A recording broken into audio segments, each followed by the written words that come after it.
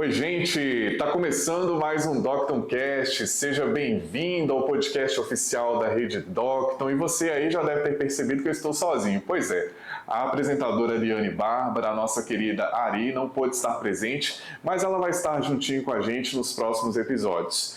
Aqui no DoctonCast você acompanha conversas importantes com convidados especiais que ensinam e compartilham experiências.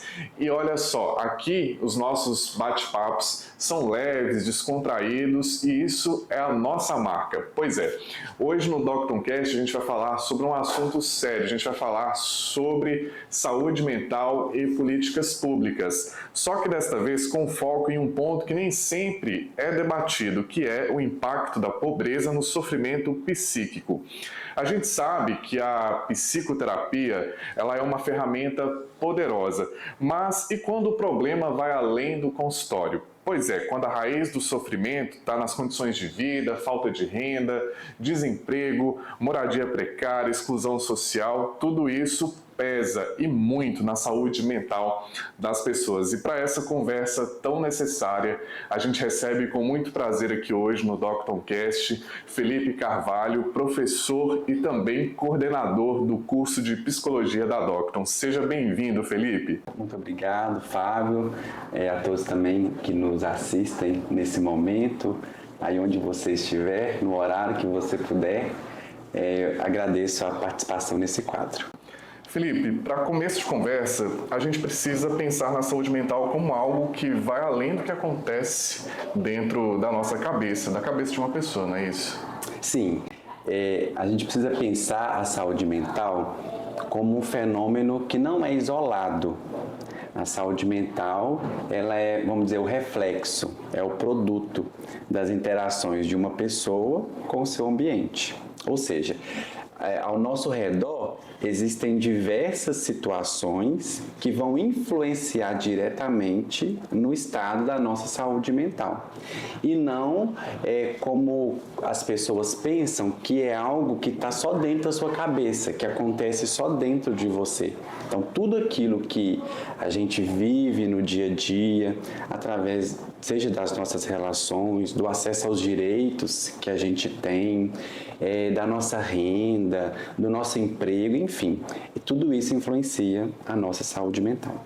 Porque muitas vezes as pessoas se atêm muito aos sentimentos, acham que é só sentimentos, mas tem esses fatores externos, como você explicou, não é isso? Isso. A gente pode chamar, né, os fatores estressantes.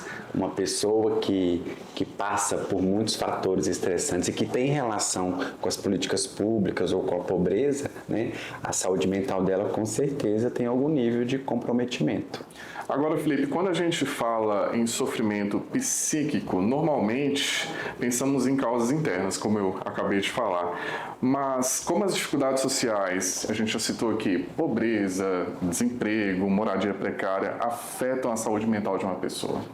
Pois é, você trouxe uma lista, né, com algumas possibilidades, eu vou citar outras, como por exemplo a falta de acesso à moradia adequada, a falta de acesso à segurança alimentar, dentre outras questões que envolvem as políticas públicas, que envolvem a pobreza, a vulnerabilidade, a gente chama que são estressores e alguns são até crônicos, e isso é que tem influência, né, sobre a saúde mental de alguém. Então é assim que esses fatores afetam a saúde mental de alguém. E por consequência, nós ainda vamos falar disso, esses estressores geram respostas psicológicas, que aí são foco de tratamento, né, da psicoterapia, por exemplo. E falando em psicoterapia, tem casos em que a psicoterapia ela não dá conta sozinha, em que o psicólogo precisa reconhecer que o sofrimento é maior do que aquilo que pode ser tratado somente no consultório, Felipe. É muito importante, né, Fábio, falarmos disso, porque se você é um profissional que só tem o mundo da clínica como seu parâmetro, né, e quando chega para você pessoas que vão trazer situações do contexto social dela, a gente precisa ficar muito atento a isso. A gente tem que reforçar, né, isso é algo que a ciência já provou, que a psicoterapia é muito importante.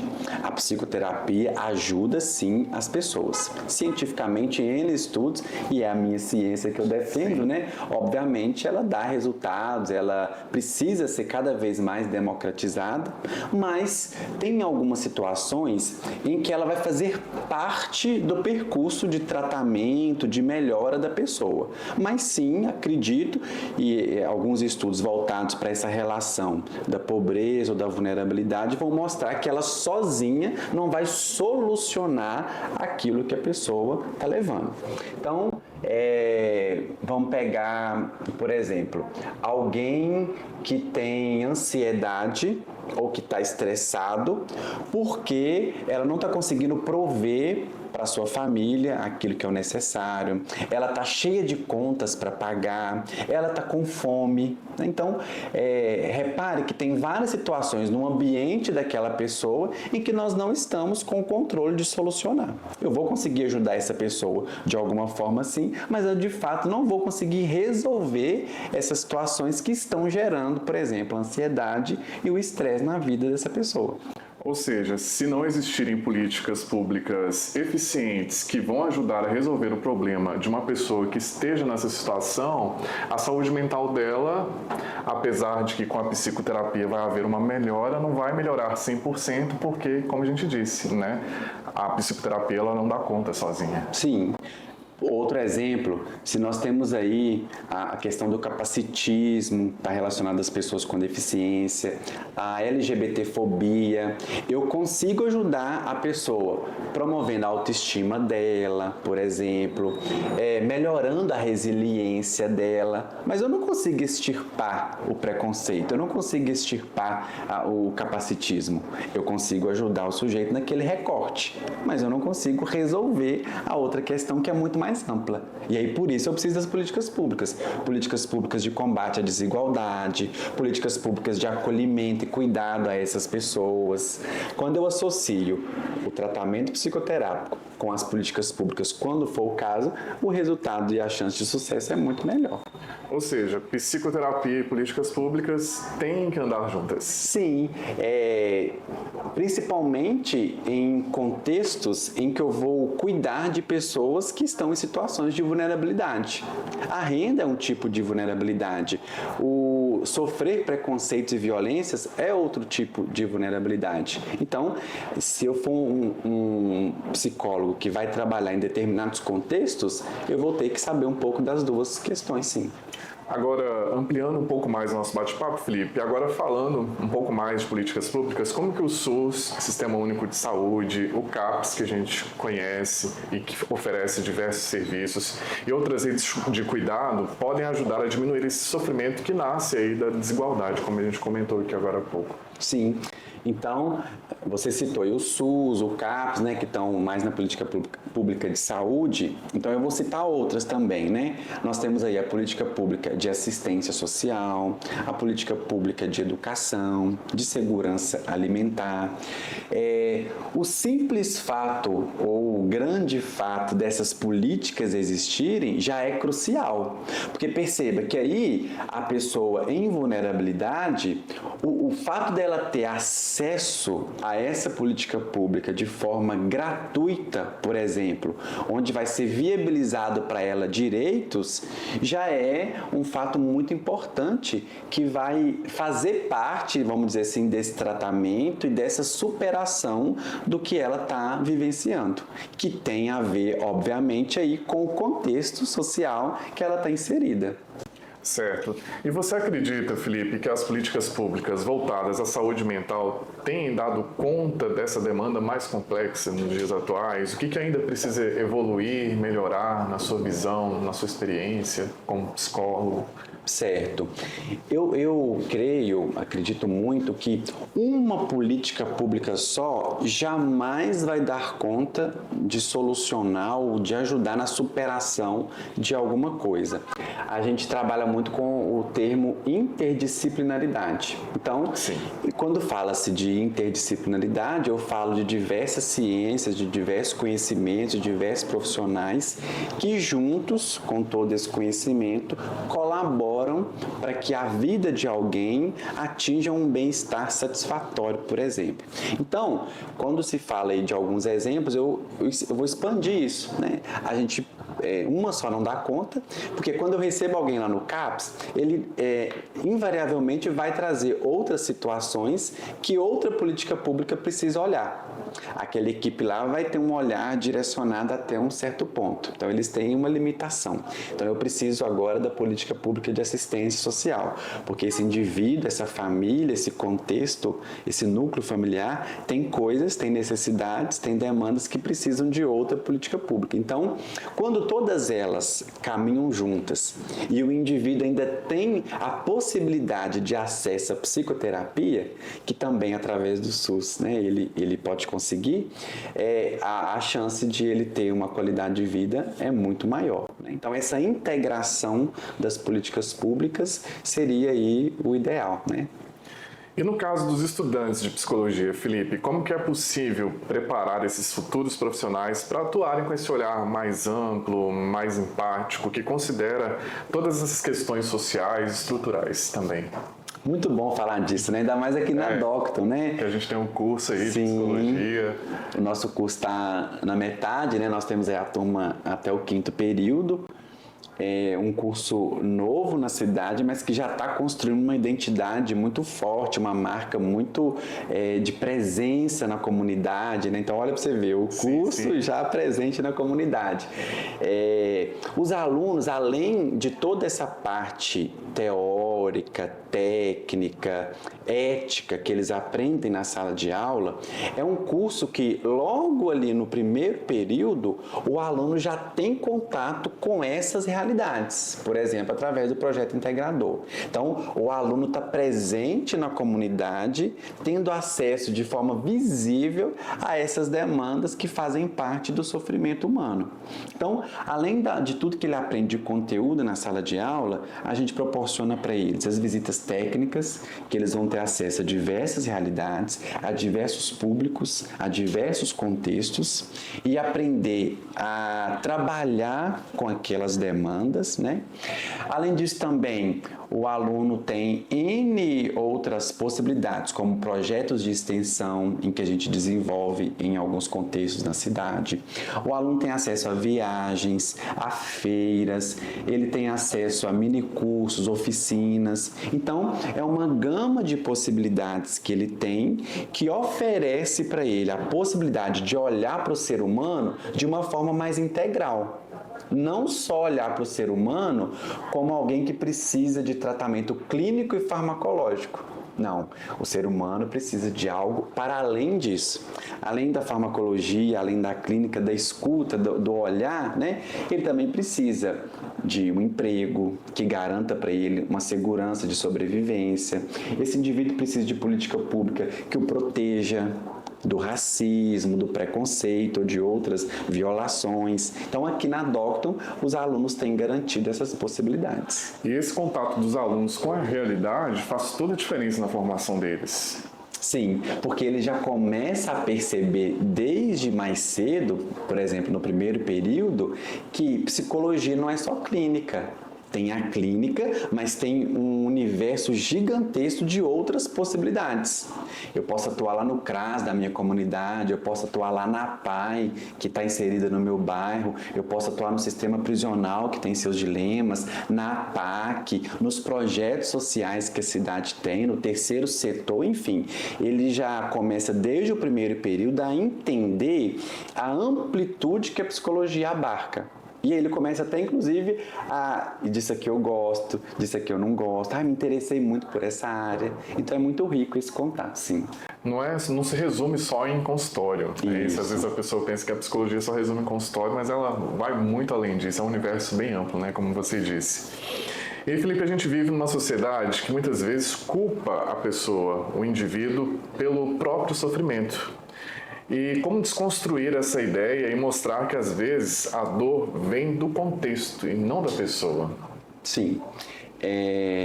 Nós temos a infeliz mania, talvez, né? Tá arraigado em nós, né? Tá internalizado de culpabilizar a pessoa por aquilo que ela está passando. Você não quer sair disso porque, né, você não quer, Eu você já tem ouvi muito preguiça, isso, né? a gente escuta muito isso. Sim, o senso comum, a sociedade fala muito isso, né? Isso é culpa sua, e fulano conseguiu sair, você está aí nesse ponto até agora, né? Está faltando é força de vontade para você. Então, a gente precisa entender que nem tudo que acontece com a pessoa vem de dentro dela, brotou dali de qualquer forma. Muitas das questões de sofrimento mental que as pessoas têm é fruto de alguma situação que ela está vivenciando que vai desencadear nela uma resposta psicológica que não existia. E aí, a psicoterapia é importante porque nós ajudamos a tratar essa resposta. Mas existem outras questões lá que estão gerando, que é a raiz do problema, que eu, enquanto psicólogo, lá dentro do meu consultório, somente ouvindo ou intervindo com toda a metodologia que a psicologia me dá, eu não consigo solucionar. E que por isso nós precisamos das outras políticas públicas dos outros contextos, né? Citei alguns, vamos citar outro. Imagine uma mulher que tem a família constituída, tem filhos, tem esposo. De repente esse esposo morre e ele tinha a principal renda dentro de casa.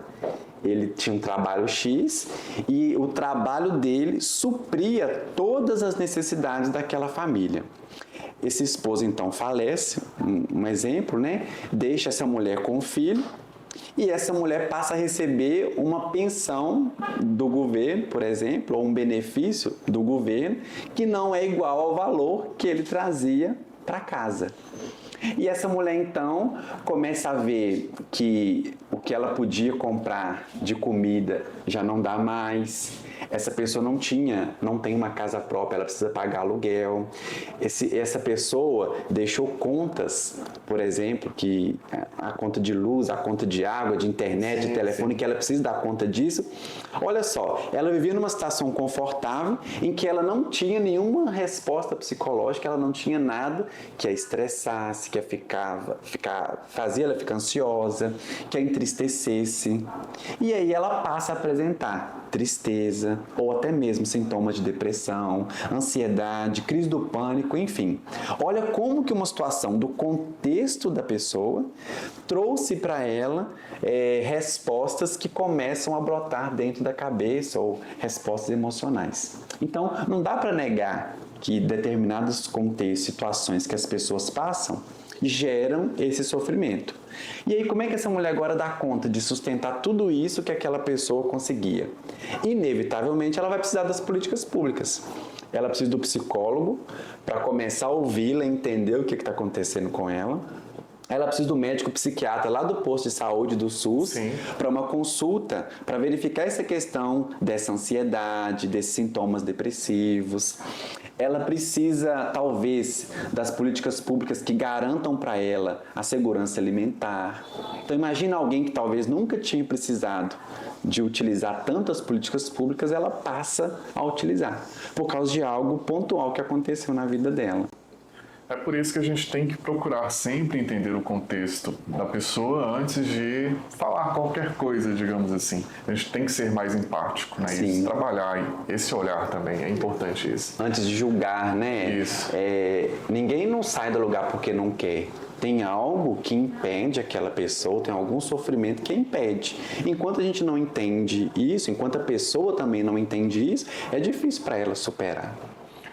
E para quem está nos ouvindo agora, Felipe, e vive esse sofrimento mais pesado, que tem a ver com a luta para sobreviver todo dia, que caminhos você enxerga? O que pode ser um primeiro passo? Eu acho que o primeiro passo é a pessoa não pensar justamente que aquilo que está acontecendo é culpa dela. Que aquilo que está acontecendo só está acontecendo porque ela não está fazendo algo para sair daquilo ali. Porque quem está inserido na situação sabe o quanto é doloroso você olhar para o seu redor, ter consciência de onde você está, mas não conseguir superar aquilo. Só quem está envolvido nesse sofrimento é que tem dimensão dele.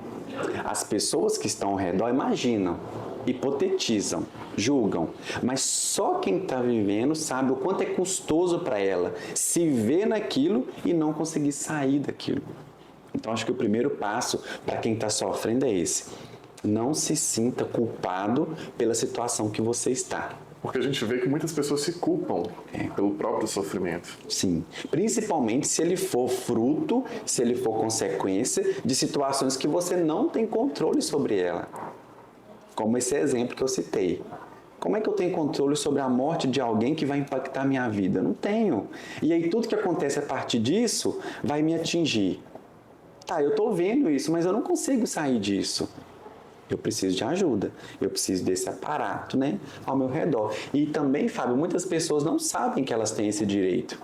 Às vezes está lá o CRAS, está lá o CAPS, está lá o posto de saúde, está aí os órgãos para cuidar das pessoas e elas não imaginam que elas têm direito de acessar aquele serviço em algum momento.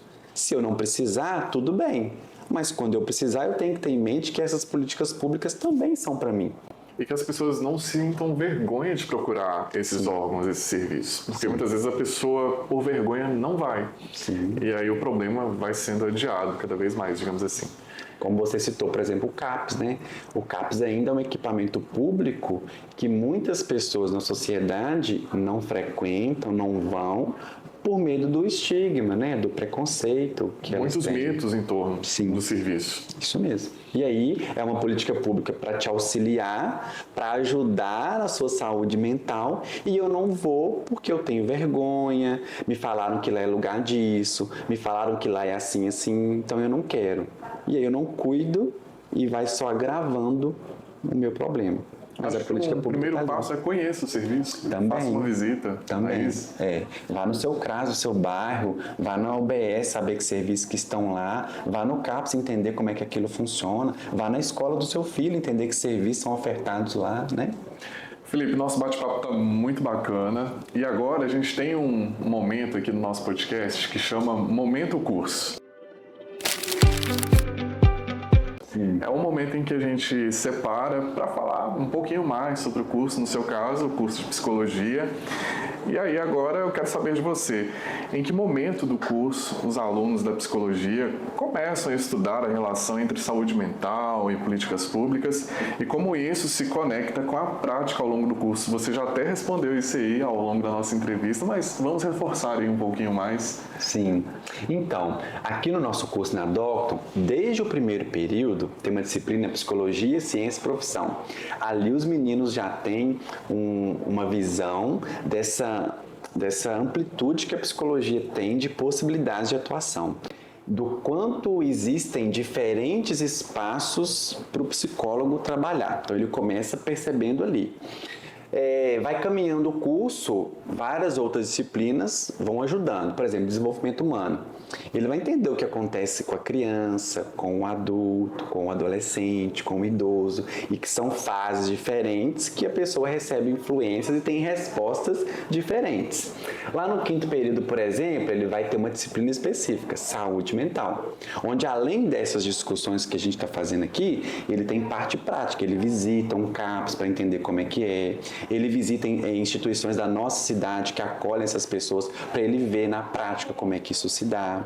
E aí, mais para frente, ele tem disciplinas de saúde pública, ele tem disciplinas de psicologia e políticas públicas. Então, em vários momentos do curso, ele tem essa oportunidade. Em alguns momentos, mais enfaticamente, em outros momentos, de uma maneira mais relacionada. Uma disciplina em conjunto com outra, mas ele sempre tem essa possibilidade de ter esse olhar. E aproveitando esse momento curso, é bom lembrar que a gente está aí com inscrições abertas para o nosso vestibular aí, não é isso? Para formar aí mais uma turma, não é isso? Isso mesmo, nós estamos aí entrando no segundo semestre de 2025 e você que pensa cursar psicologia, venha conhecer um pouco da nossa instituição, entre em contato com a gente, nós temos aí um portfólio muito grande de ações do nosso curso e às vezes você fica imaginando, será que eu tenho condições, será que eu consigo cursar o curso superior em psicologia? Eu te afirmo com toda certeza, sim. E aqui na Docton nós temos N diferenciais que vai fazer que você saia um profissional ético, técnico, mas principalmente humano, que é o que a gente trabalha muito com os nossos alunos. Felipe, nosso programa está chegando ao fim, nosso episódio, e eu quero desde já agradecer a você por ter aceitado o nosso convite, por compartilhar com a gente conhecimentos valiosos e por compartilhar também esse bate-papo tão necessário, viu? Obrigado, Fábio, também agradeço e me coloco à disposição em outras oportunidades. Bora espalhar essa conversa então aí, vamos compartilhar. Você aí que não segue a gente no Spotify, procura a gente lá, Doctoncast no Spotify, já segue para você não perder os outros episódios. Lembrando que o episódio do Doctoncast também está lá no YouTube. Se você prefere acessar o YouTube, acesse o nosso canal lá, se inscreva se você não for inscrito e ative o sininho também para não perder nenhum episódio, viu? E a gente chega ao final do Doctoncast. A você que nos acompanhou até aqui, muito obrigado pela audiência e a gente se vê no próximo episódio. Um grande abraço e até lá!